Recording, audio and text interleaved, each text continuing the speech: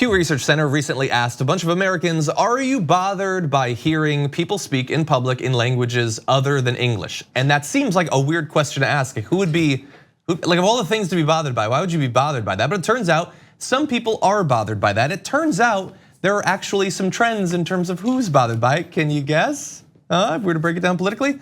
Well, 47% of Republican or Republican-leaning white respondents said they would be bothered some or a lot by a person speaking a language in public that was not English. 18% of white respondents who identified as Democrat or Democrat-leaning said that they would be bothered. So that's 47 Republican, 18 Democrat. Neither of those numbers are good, although one is obviously slightly less good. What do you think? No entiendo este.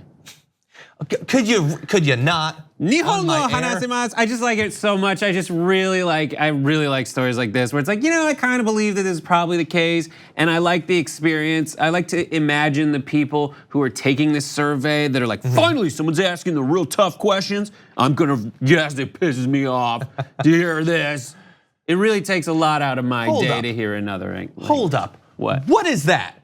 On my show, I can't read any of that. A little bit. You're gonna hate the Gaelic one later. Oh my God, again. On my air. What is Republican? I don't know how to. What is that? Show. I don't know. That's Scotch Gaelic according to Google Translate. Is it Scotch Gaelic? Because it actually looks like Elvish. I don't know anything. I've studied a few languages. I don't know anything. For those who are reading the podcast, we're having listening to the podcast. We're having a psychotic episode. Exactly. There's no reason for us to be doing this. No idea what's going on. Okay, wait. I want to give some more information before we launch into it. See that you do. 58% of white Democrats said they wouldn't be bothered. 26% of white Republicans also answered the same. But that is, to me, more interesting than those who admitted that they'd be bothered. That means out of a huge group of Republicans, only 1 in 4 wouldn't be bothered or aren't sure if they'd be bothered. And what does that answer even mean? You've been in public, you've heard people speak languages, you don't know yet whether you'd be bothered. Those people are bothered, okay? Can we just admit that? It just bothers me so much that we Americans don't have our own language. Here we are speaking some stupid empire's dumb, stupid language. And that's why I advocate on behalf of my Republican brothers and sisters to just use words that have been invented in English since the invention of America. Hamburger, McDonald's, French fry.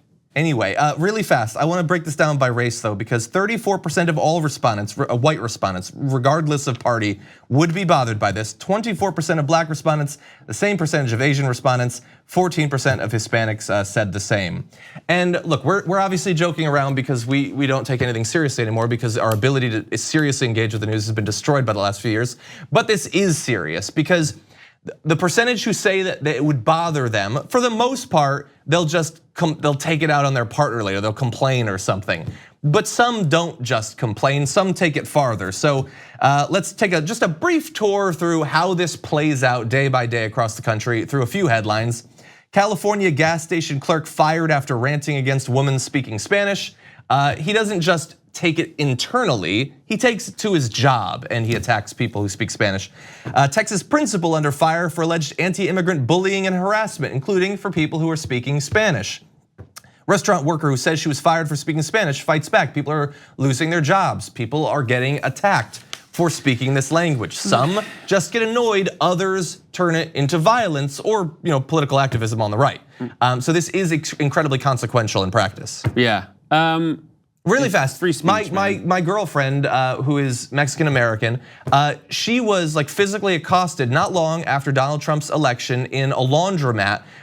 She was speaking Spanish to a friend of hers, and the woman got up in her face, backed her up to the table, and started ranting about making America great again and stuff like that. Triggered so much by simply hearing a little bit of Spanish spoken casually in a public place that she considered the possibility of assaulting a person that she didn't know. And you can, it's insane, and this is just like the weird trickle that ends up being making someone feel comfortable enough to accost someone, and that is the difference between free speech and just being a jerk in a way that you have legal liability for when you go and essentially assault someone in a laundromat. And I am not hurting your free speech by pointing out that you're being a jerk when you do that. And if you work at a gas station and you rant against a customer for speaking Spanish, you're legally allowed to do that. But if I run that gas station, I should absolutely be allowed to fire you for it. For attacking a person. For attacking a customer. Yeah, and if you think that this is sort of, I get it. It's a little bit weird for a Pew poll, but this is important, and this also means something. Steve King, who's like just an out-and-out white nationalist, white supremacist in office right now, going around publicly supporting other white supremacists in other elections in other countries. How did he get his start? He got his start pushing English is the only acceptable language legislation. That's what he did. That's what he got elected on. When he was a new representative, that's what he was pushing. So this is a hot button thing for those sorts of people, and it represents something far more, and something I would say far more insidious. Yeah. Anyway. Go for it. No, you go. You have the last comment. It just really makes me very angry in a general way to see that this is the way things are developing in this nation, because the three stories, including this one that we've discussed, are about essentially a shift in what people feel is acceptable in this country. And when they're talking about making America great again, they're not.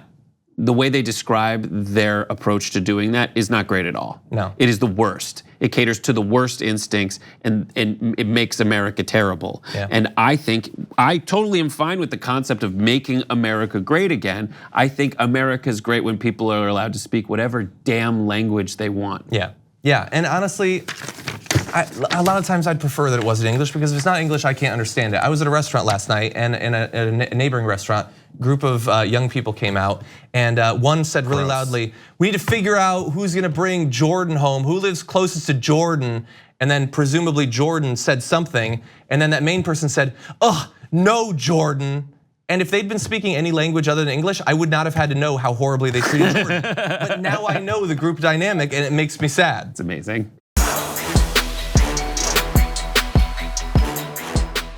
Thank you very much for watching this clip from The Damage Report. If you liked it, don't forget to subscribe to this channel and ring the bell on YouTube to get notifications of our new videos. And of course, you can catch the full Damage Report live every weekday at 1 p.m. Eastern, 10 a.m. Pacific on TYT Network on YouTube TV.